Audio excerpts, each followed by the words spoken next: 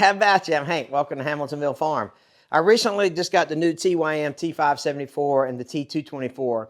And I got to thinking, when you get a new tractor, there's some things that you probably need to take care of. In this video, I'm going to talk to you about 5 things that I do whenever I get a new tractor. And I'm hoping that this will help you and save you some headache and things like that. So let's get started. We'll go over these 5 things right quick. So first and foremost, what I think you need to do is you need to familiarize yourself with the owner's manual. The owner's manual will have a ton of information that's so valuable that's in it. Now, some owner's manuals I'll give you aren't exactly the best, right? Some are vague, some have some misprints in them, some things they're missing some things or whatever. But generally speaking, the owner's manual is where you want to start. This will tell you a little bit about your tractor, some of the fluids that you're going to use, the types and grades of fluids and oils, service schedules, things like that. So familiarize yourself with the owner's manual before you do anything else. Now, if you bought a new tractor, your dealer should have provided that owner's manual to you. If you bought a used tractor, try to get the one from the guy you bought it from or gal you bought it from, or go online and try to buy the owner's manual off of some website that sells owner's manuals. You need an owner's manual. It's going to be super, super valuable, have a ton of information. A lot of them have like pages where you can keep notes in it and things like that. And that's what I do. I put the date and the hours and things like that when I did my services, or if I replaced a part, something like that, it gets annotated in my owner's manual. Once I get familiar with the information that's in the owner's manual, I move on to step 2. And that's how I check all the fluids. I raise the hood or the bonnet for my friends overseas, and I check to make sure that it's got coolant in it. I make sure that the engine oil is at the appropriate level, and then I check to make sure that the hydraulic fluid is at the appropriate amount. Now, some tractors will have a sight glass for your hydraulic fluid level, and some will have a dipstick. My personal preference, I would prefer a dipstick. They also make a dye that you can put into your hydraulic fluid, and it turns it purple so that it's easier to see on the dipstick or in the sight glass. Now, here's where you want to be really, really diligent to make sure that your tractor is good to go before its first use. Now, some owner's manuals will actually tell you to check the lug nuts within the first 10 hours of use on the tractor. So what I do, as soon as I get the tractor home, I start to tighten down all the lug nuts. Now, you're going to find that some of them may not be as tight as you like for them to be. So what I do is I just take a lug wrench, a 4-way lug wrench, and I make sure that all my lug nuts are tight. I tighten them down as tight as I can get them.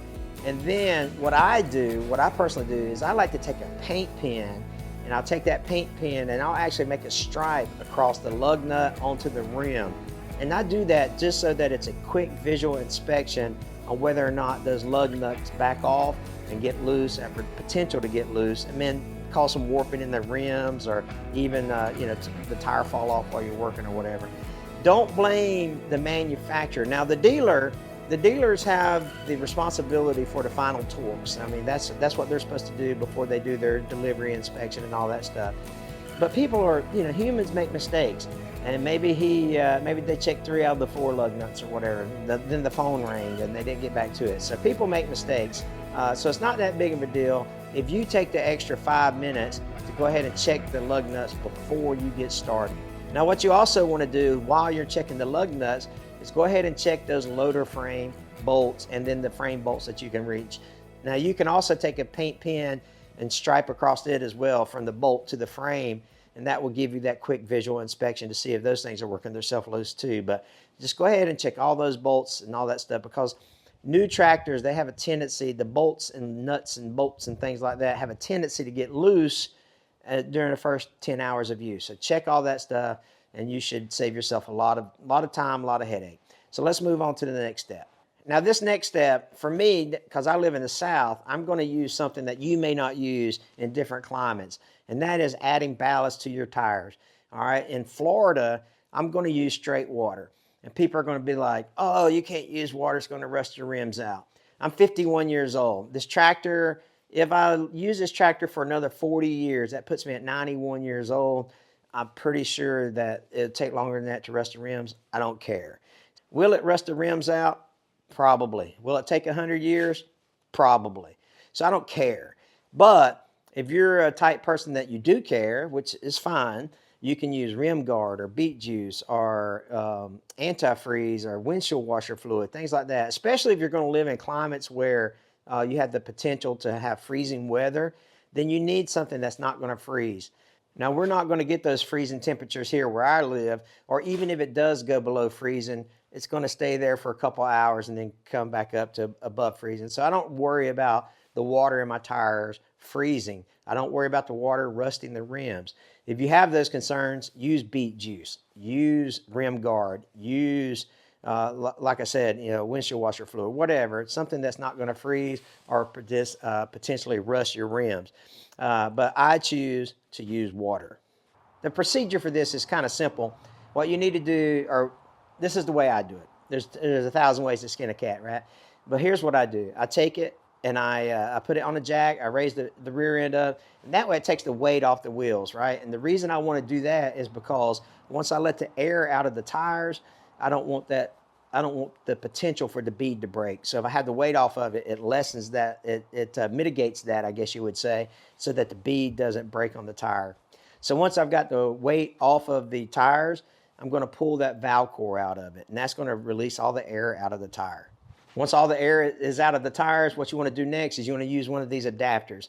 You can buy one of these adapters from the Amazon link that I'll put in the comment section below. They're like $7, $10, something like that. They're not very expensive. So take that adapter, plug it in onto your valve stem, and then add your fluid, whatever that fluid may be. Now, here's what you want to do.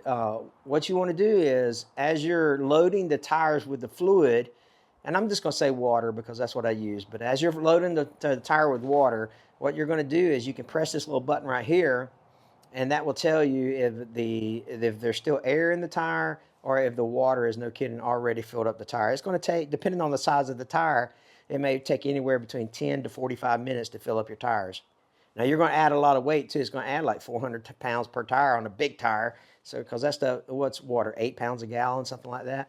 You can add a lot of ballast to your tires by adding fluid to it. So it's a big, big step to take. So once you get the fluid into it, I like to do about halfway, and then I like to cut the water off or cut the fluid off, then let all the air out, because two things cannot occupy the same space at the same time. So air and water cannot occupy that tire at the same time. So what I do, when you're filling that with water, it's going to compress that air.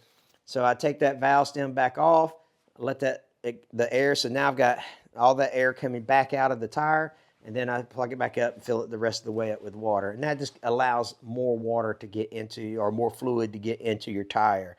So once you get all that done, then you need to, once you take off the adapter to put the valve core back into the valve stem, be careful because you're going to get really, really wet. Because remember, that's it's got a lot of pressure on it.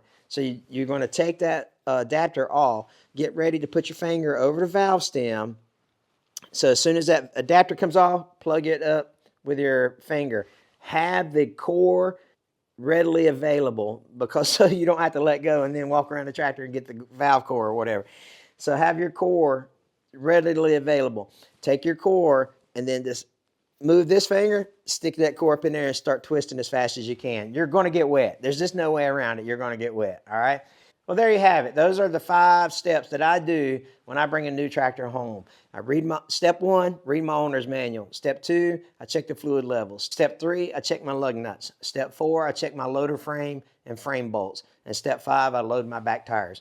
I hope this helps you. There's a lot more that you can do. Add your personal touches, like your hydraulic top links, your saw haul, your grapple, whatever, some dust covers over your Zerks, whatever the case may be. Make it your tractor, right? But those are the 5 things that I think that you really, really need to do day one. Before you start using your tractor, do these steps. It's going to save you a lot of headache in the long run, I think. So I appreciate you guys watching. As always, take care. God bless you guys.